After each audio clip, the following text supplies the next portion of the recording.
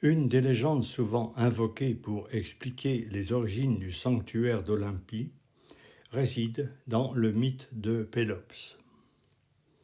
Pélops est le fils de Tantale, ce roi de Cybèle qui osa défier les dieux lorsqu'il les reçut dans son palais pour un banquet. Il découpa son fils en morceaux, les fit cuire, puis les servit à table aux dieux. Seul Déméter ne s'aperçut pas que lui était servi de la chair humaine et mangea une épaule. Les dieux firent revenir Pélops à la vie et remplacèrent l'épaule disparue par un morceau d'ivoire. La punition de Tantale fut exemplaire. Dans l'Odyssée, Ulysse, descendu aux enfers, le vit. De beaux arbres laissaient pendre au-dessus de la tête de Tantale des fruits magnifiques. Mais dès que le vieillard se levait pour y porter la main, tout à coup, le vent les enlevait jusqu'aux nuits ténébreuses. Pélops, revenu à la vie, fut chassé de son royaume. Il se rendit à Pise, un site actuellement proche d'Olympie, et apprit que le roi de Pise, Œnomaos, avait une fille appelée Hippodamie. Pélops la demanda en mariage. Mais Œnomaos, ayant consulté l'oracle de Delphes, avait appris qu'il serait tué par son gendre le jour même du mariage de sa fille. Pour conjurer le sort, Œnomaos avait imaginé un stratagème. Il donnerait sa fille en mariage à celui qui réussirait à le vaincre lors d'une course de chars. Il excellait dans cet exercice du fait que ses chevaux lui avaient été donnés par le dieu Arès.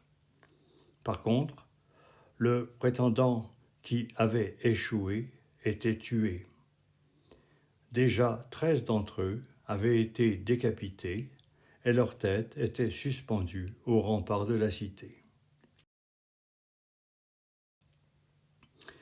Pour arriver à ses fins, Pélops soudoya Mytilos, le cocher de Nomaos. Mytilos fit verser le char du roi qui se tua lors de la chute. Pélops épousa Hippodamie. Pour expier le crime qu'il avait commis, Pélops organisa les funérailles de Nomaos et, à cette occasion, il fit célébrer des jeux funèbres en l'honneur de son beau-père sur le site d'Olympie. Selon ce mythe, ce serait donc Pélops qui serait à l'origine des Jeux olympiques. Quand il mourut, Pélops fut enterré sur le site même d'Olympie. On en montre encore l'emplacement supposé. Cette première légende fut contestée par Pindare, un poète grec du 5e siècle avant Jésus-Christ. Son poème, appelé Olympique, rend hommage à 10 vainqueurs particulièrement valeureux des Jeux et en profite pour réfuter le mythe de Pélops que je viens de raconter. Selon Pindare, lors du festin que Tantale offrit aux dieux, Poséidon remarqua Pélops, alors adolescent. Il s'éprend de lui et l'enleva pour le conduire dans son palais de l'Olympe. Quand Pélops devint adulte, il aspira à épouser Hippodamie. Mais connaissant les risques, il décida de faire appel à Poséidon. Citons Ovide. Pendant une nuit obscure, Pélops se rend sur les bords de la mer écumeuse.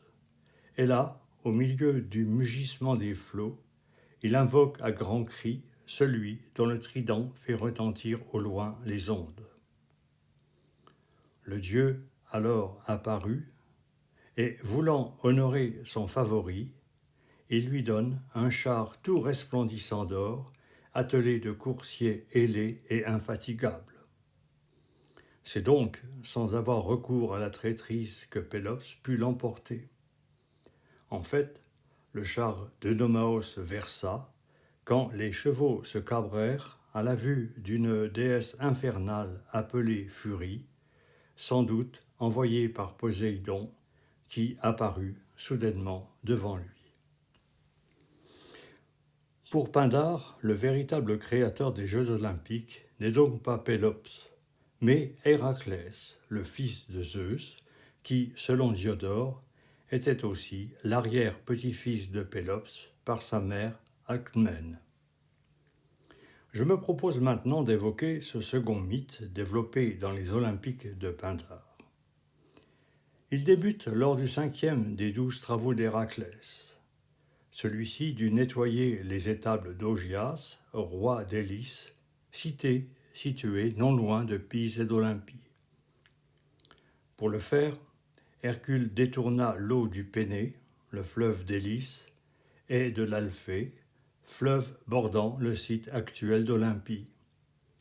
Il les fit passer par les étables pour les décrasser. Une fois le travail effectué, Augias refuse de lui donner une part du bétail, comme cela avait été convenu.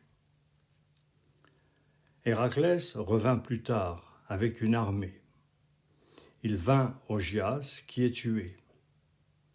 Ensuite, il se rend à Olympie et consacre le site à son père, le dieu Zeus.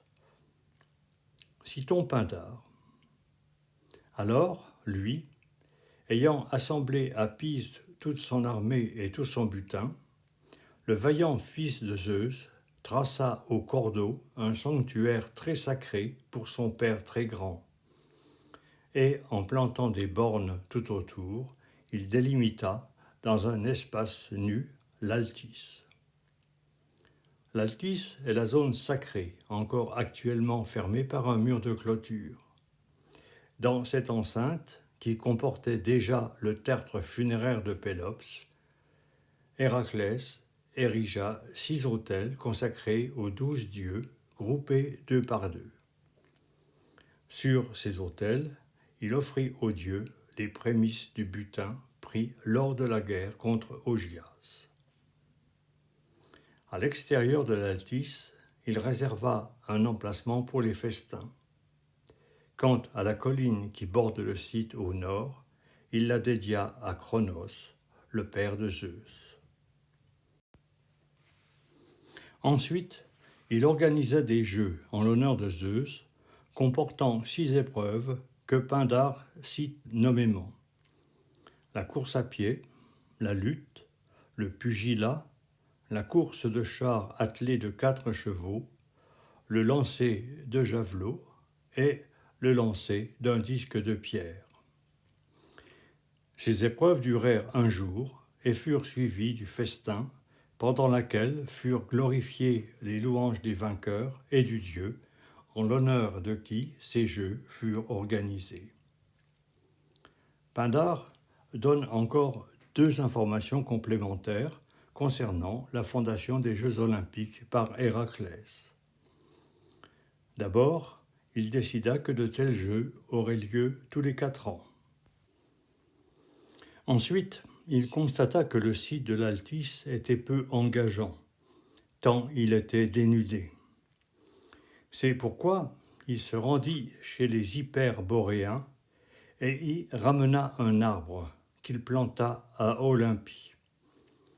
Ce fut l'olivier, dont les branches servirent à agrémenter le site et à confectionner les couronnes permettant de récompenser les vainqueurs des Jeux.